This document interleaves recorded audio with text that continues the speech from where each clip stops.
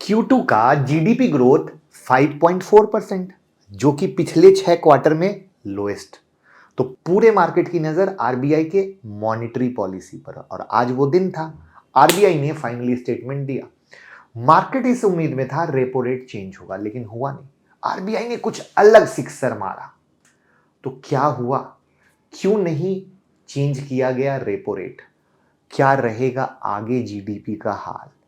Share market में Nifty bank Nifty क्यों flat रही, लेकिन पीएसयू बैंक इंडेक्स क्यों भागा? राइट? यानी किस शेयर को होगा फायदा या नहीं, जानेंगे सब आज की वीडियो में। बस बने रहिए, ध्यान से सुनिएगा, बहुत इंपॉर्टेंट है क्योंकि ये मार्केट को बहुत बड़ा डायरेक्शन देने वाला है। और वहीं पर नीचे से अगर आप गौर करिए तो निफ्टी ने बहुत अच्छी रैली कर ली। बहुत अच्छी सेंस क्या है? अगर आप देखो तो लो कितने का लगा? 23,263 का, और वहां से हाई कितना हुआ? 24,857 का। यानी मोटा मोटा 1,500 पॉइंट की रैली हो गई। और आप कहेंगे अरे रैली हो गई, यहां पर यूट्यूब मेंबरशिप का प्रूफ है, जहां पर हमने किस तरीके से सिखाया था कि भैया मार्केट कहाँ खड़ा है, मौका नहीं जाने का चाहिए। तो ये अगर आप यूट्यूब मेंबरशिप या हमारे मोबाइल ऐप पर एलीट मेंबरशिप जो ज्वाइन करना चाहें, मैं रिक्वेस्ट करूंगा कि अगर आप सच्चे और अच्छे ट्रेडर हैं तो ये प्रूफ जरूर देख लीजिएगा। तो आपको विश्वास आएगा कि सिर्फ 799 रुपये पर मंथ खर्च करके आप किस तरीके से दूसरों से आगे रह सकते हैं, और वो आपको देगा रियल। क्योंकि आप लोग कहते हैं अरे सर तेजी हो गई तो बोल देते हैं, वीडियो बना देते हैं, तो प्रूफ मिले तब मजा आए ना। तो एक बार 799 खर्च कीजिए और प्रूफ देखिए, ऐप पर या यूट्यूब मेंबरशिप पर, जहां भी। अब यहां से क्या रहेगा वो सिखाएंगे, यूट्यूब मेंबरशिप या एलीट मेंबरशिप। और साथ में आपकी डिमांड पर आ चुका है 1,999 में सिर्फ कमोडिटी ट्रेडिंग मास्टर क्लास, और 6,999 में stock market crash course market mastery trading strategy. आप जो चाहें लेना चाहें, आप लोग कह रहे थे ना सस्ता लाइए सस्ता लाइए, तो अब सस्ता कोर्स आ चुका है। मोबाइल ऐप से या हमारी वेबसाइट से, जहां भी चाहें जाकर खरीद सकते हैं, लिंक डिस्क्रिप्शन में। आरबीआई के सिक्सर को समझने के लिए आपको इकोसिस्टम समझना पड़ेगा, ताकि आरबीआई के रेपो रेट चेंज ना करने का डिसीजन समझ में आएगा। रेपो रेट बेसिकली वो इंटरेस्ट रेट होता है जिस पर आरबीआई लोन देती है बैंक को, फिर बैंक उस लोन को मार्केट में लेंड करके पैसा कमाते हैं। रेपो रेट अगर कम होगा तो बैंक भी सस्ते रेट पर मार्केट में लेंड करेगा, जिससे लोग लोन ज्यादा लेंगे और कंजप्शन बढ़ेगा। और जब कंजप्शन बढ़ेगा तब कंपनी की अर्निंग में ग्रोथ होगा, जो कि आप देख रहे हैं रिजल्ट खराब आ रहे हैं, और जीडीपी भी तेजी से बढ़ेगी।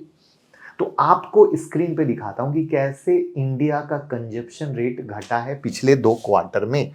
यह है आपके 2 क्वार्टर की कहानी, जहां पर खतरनाक लेवल पर गिरावट आई है, और यही है सारी कंपनी के चिंता का विषय, और स्टॉक मार्केट में जो गिरावट हुई उसके पीछे की कहानी। तो आपने रेपो रेट का इकोसिस्टम समझ लिया ना। तो अब आप सोचेंगे कि रेपो रेट चेंज नहीं हुआ तो जीडीपी स्लो होगी, और ये बात आरबीआई को तो पता है, तब क्यों कम नहीं किया, राइट? तो इसका भी एक अलग इकोसिस्टम है जिसको समझना जरूरी है। अब जैसा कि अभी मैंने बताया, रेपो रेट कम होने से लोन लेना इजीली हो जाता है, जिसको लिक्विडिटी बोलते हैं। यानी मार्केट में लिक्विडिटी ज्यादा हो जाती है, पैसे आ जाते हैं रेपो रेट कम होने से, जिससे लोग स्पेंड ज्यादा करते हैं, यानी खर्च ज्यादा करते हैं, और जीडीपी बढ़ती है। लेकिन इसका एक डिसएडवांटेज है इन्फ्लेशन। जब मार्केट में ज्यादा लिक्विडिटी हो जाती है तब लोगों के पास परचेजिंग पावर यानी खरीदने की पावर आती है, जिससे प्रोडक्ट और सर्विस की डिमांड बढ़ती है। जब डिमांड बढ़ती है तब प्राइस बढ़ते हैं, जिसकी वजह से महंगाई बढ़ती है। यानी आरबीआई को दोनों पैरामीटर देखना पड़ता है, जीडीपी ग्रोथ भी और इस रेट पर कि इन्फ्लेशन भी कंट्रोल में रहे। सो अभी अक्टूबर 2024 तक इंडिया का year on year inflation rate all India consumer price index के हिसाब से 6.21% है। तो महंगाई तो है ना, आप क्या बोलते हो कमेंट में बताओ, महंगाई है कि नहीं, महंगाई है कि नहीं? सो फिर अब जीडीपी भी स्लो है, इन्फ्लेशन भी हाई है, तो आरबीआई ने क्या किया? सिक्सर लगाया, सीआरआर में 50 बीपीएस कट किया। आप कहोगे ये क्या है? सीआरआर यानी कैश रिजर्व रेशियो, एक मिनिमम अमाउंट होता है जो बैंक को अपने कस्टमर के टोटल डिपॉजिट का एक हिस्सा रिजर्व के रूप में रखना पड़ता है। ये रिजर्व या तो कैश के फॉर्म में हो सकता है या फिर आरबीआई के पास डिपॉजिट के रूप में।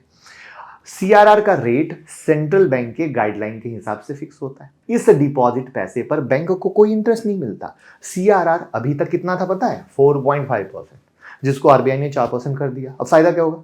इससे फायदा ये होगा कि अब बैंक ज्यादा पैसे लेंड कर पाएगी। कैसे? समझिए, पहले 100 रुपए के डिपॉजिट में 4.5 रुपए बैंक को सीआरआर के रूप में रखना पड़ता था, तो कितना लैंड करती थी? 95 रुपए 50 पैसे, 95.5 रुपीज, राइट। अब 100 रुपीज में से 4 रुपीज ही सीआरआर के रूप में रखेगी, यानी 96 रुपीज लैंड कर सकती है। इसको एग्जाम्पल से बताया। अब डेटा समझो, करंट डेटा के अकॉर्डिंग बैंक के पास सीआरआर के कम होने से 1.16 लाख करोड़ की लिक्विडिटी बढ़ेगी। सो आरबीआई ने इन्फ्लेशन और ग्रोथ दोनों को देखते हुए सीआरआर में कटौती करने का फैसला किया, ताकि इन्फ्लेशन भी खूब ना बढ़े और जीडीपी भी ग्रोथ करे। कैसे?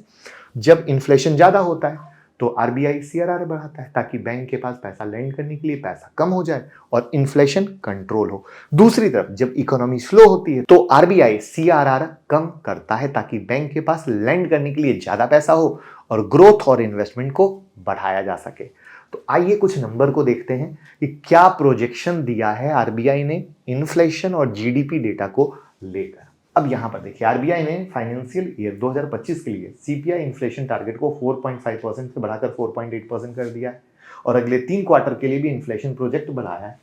यहाँ लेटेस्ट सीपीआई इन्फ्लेशन एस्टीमेट क्या दिए गए हैं वो आपके सामने हैं क्वार्टर के हिसाब से, कि किस तरीके से बढ़ेगा और फिर किस तरीके से घटेगा। तो ये क्या हो गया? इन्फ्लेशन का फोरकास्ट। और जीडीपी का फोरकास्ट क्या किया? फाइनेंशियल 2025 में आरबीआई ने रियल जीडीपी फोरकास्ट 7.2% से घटाकर 6.6% कर दिया, क्योंकि मान रही है दिक्कत है।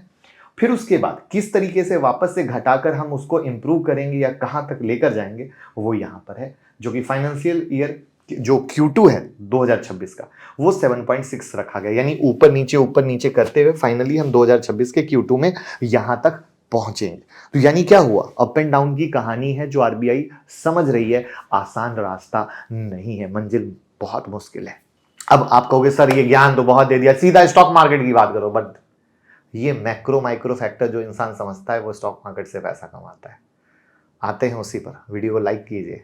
तो अब जैसा कि मैंने ऑलरेडी इकोसिस्टम समझा दिया आपको कि कैसे सीआरआर हेल्प करेगा इकोनॉमी को बूस्ट को, तो बैंक किसी भी इकोनॉमी का बैकबोन है ना। तो बैंक में लोग पैसे डिपॉजिट करते हैं, बैंक लैंड करता है कंपनी को और रिटेल कस्टमर को, जिससे पूरा इकोनॉमी का साइकिल चलता है। तो सबसे पहले फायदा होगा बैंक को, और इसीलिए पीएसयू बैंक स्पेशल फायदा लेंगे। और यही रीजन था कि आज पीएसयू बैंक में रैली भी देखी गई। बाद में ये बात अलग है कि वो मेंटेन नहीं कर पाया, बट मैं आपको दिखाता हूं, वो आप देख लो। ये आपके सामने 0.5% जो हुआ था।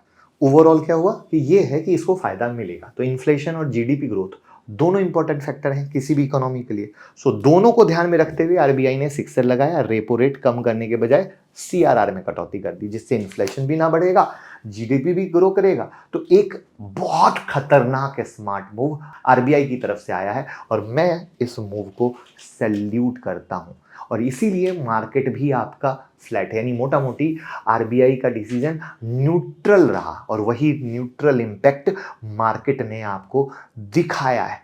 अब सिंपल कहानी क्या है? बहुत बड़ा इवेंट खत्म, मार्केट वापस से back to normal, back to वही कहानी जो मैंने यहां पर लगातार आप लोगों को बताई है यूट्यूब मेंबरशिप या एलीट मेंबरशिप में, जिससे आप सीधा समझ सको। या आप लोगों को भी बड़ी सिंपल कैलकुलेशन दी थी, मार्केट गिरता है 12 से 15%, 10% गिर गया और उसके बाद आ गया बाउंस। आप लोग झूठ मूठ में पैनिक या सोशल मीडिया पे इतना आ जाएगा उतना आ जाएगा करके परेशान हो रहे थे।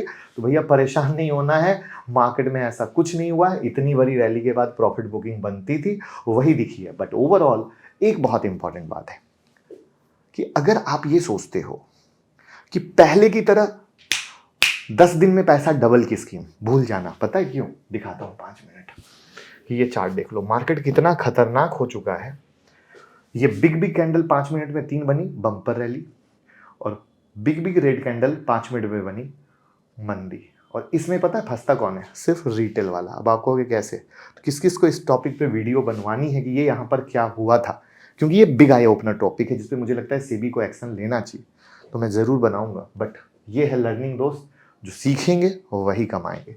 और इसीलिए स्वागत है हमारा जहां पर आप ज्वाइन करिए, सीखिए और कमाइए। और कैसी लगी आज की वीडियो कमेंट में बताइएगा और डीमैट अकाउंट का लिंक डिस्क्रिप्शन में ओपन कर लीजिएगा। Thank you.